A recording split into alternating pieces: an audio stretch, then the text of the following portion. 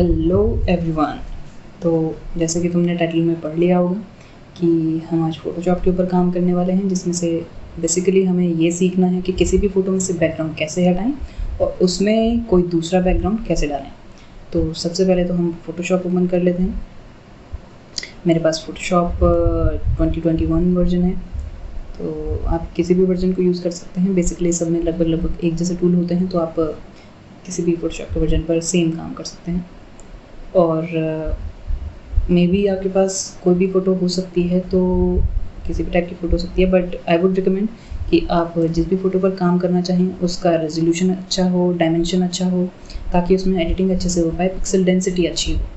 क्योंकि pixel density अच्छी होती है तो हम हर एक पिक्सल की डिटेल सही से एडिट कर सकते हैं। तो मैंने ऑलरेडी इस काम के लिए कुछ फ़ोटोज़ और बैकग्राउंड्स डाउनलोड कर लिए हैं। जैसे कि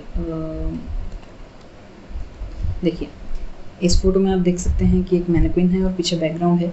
इसमें हम काम करेंगे। इस बेसिकली मैनीक्विन को सिलेक्ट करेंगे, इसका बैकग्राउंड रिमूव करेंगे और इसमें कोई दूसरा बैकग्राउंड पेस्ट करेंगे।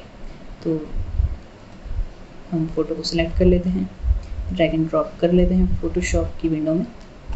अब क्योंकि इस फ़ोटो की रेजोल्यूशन और डायमेंशंस अच्छे हैं, इसलिए मैंने डायरेक्टली इसे सेलेक्ट करके पेस्ट कर दिया है। वरना बेसिकली आपको क्या करना है कि एक न्यू कैनवस साइज सेलेक्ट करना है, उसमें आपको हाइट, विड्थ, पिक्सल डेंसिटी सब अपने हिसाब से जितना बेटर हो सके आपके सिस्टम की क्वालिफिकेशन के अकॉर्डिंग आप डायमेंशंस डाल सकते हैं। उस हिसाब से आप फ़ोटो की एडिटिंग कर सकते हैं। तो हमें सबसे पहले क्या करना है, सबसे पहले हमें ये टूल यूज़ करना है, इसे कहते हैं क्विक सिलेक्शन टूल। ये टूल सेलेक्ट करके आपको जूम इन करना है। आप अपनी ज़रूरत के हिसाब से ब्रश का साइज़ बढ़ा या घटा सकते हैं। मेरे हिसाब से इतना साइज़ ठीक रहेगा। तो जैसे आप क्लिक करते हैं वैसे ही ये टूल अपने आप सिलेक्शन कंप्लीट कर लेता है।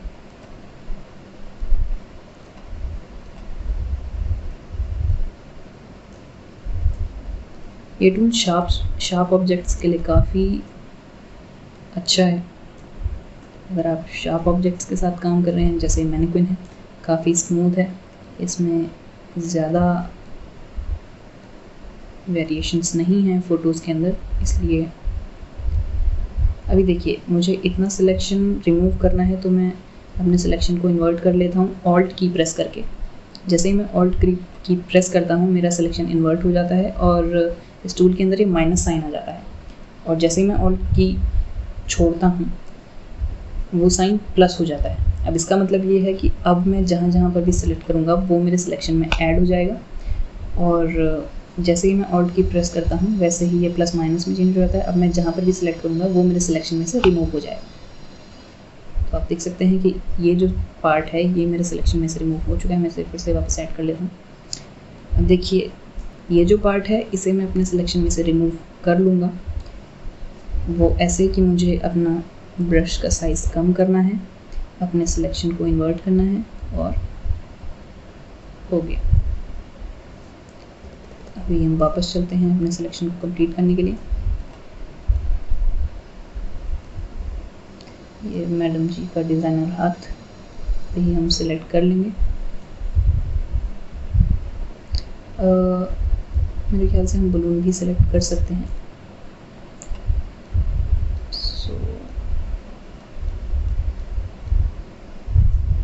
मैडम की थोड़ी सी खेती रह गई। Okay, done.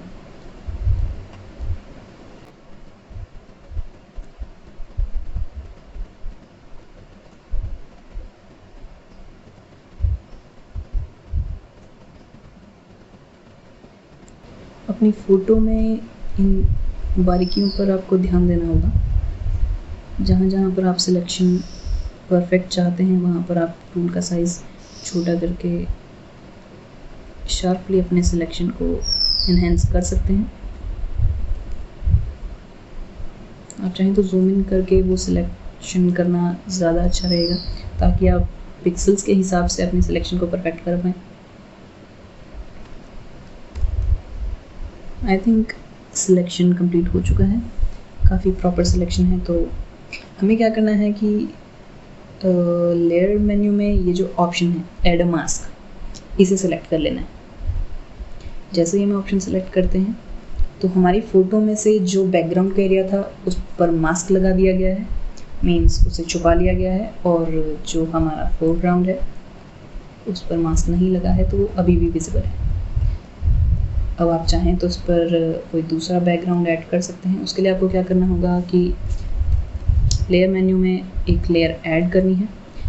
अब क्योंकि हमें एक बैकग्राउंड ऐड करना है और फोटोशॉप में जो बैकग्राउंड की लेयर होती है वो सबसे नीचे रहती है और फोरग्राउंड की लेयर सबसे ऊपर रहती है। तो आपको क्या करना है कि अपनी फोरग्राउंड की लेयर को उठाना है और लाकर सबसे ऊपर रख देना है। अब जो आपकी बैकग्राउंड की लेयर है वो नीचे आ चुकी है। अब आप अगर अपनी फोरग्राउंड की लेयर को हाइड करते हैं तो आपको ओनली बैकग्राउंड दिखाई देगा। तो अब आपको क्या करना है कि आप अपना बैकग्राउंड जो भी आपके पास है उसे सेलेक्ट कर लीजिए। मैंने ये बैकग्राउंड चूज़ कर लिया है और मैं इसे पेस्ट कर देता हूँ।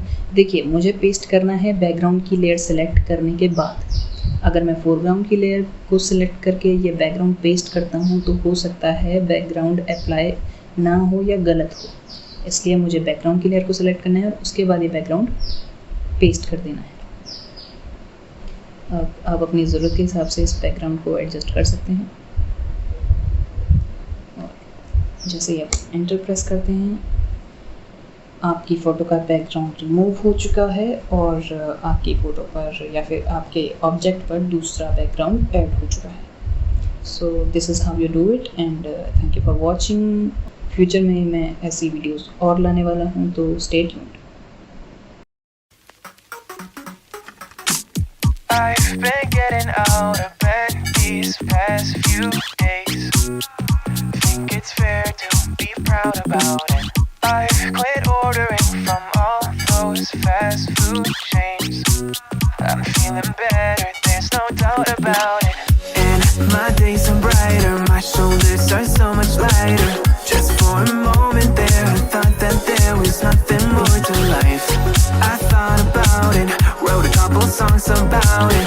Just for a moment there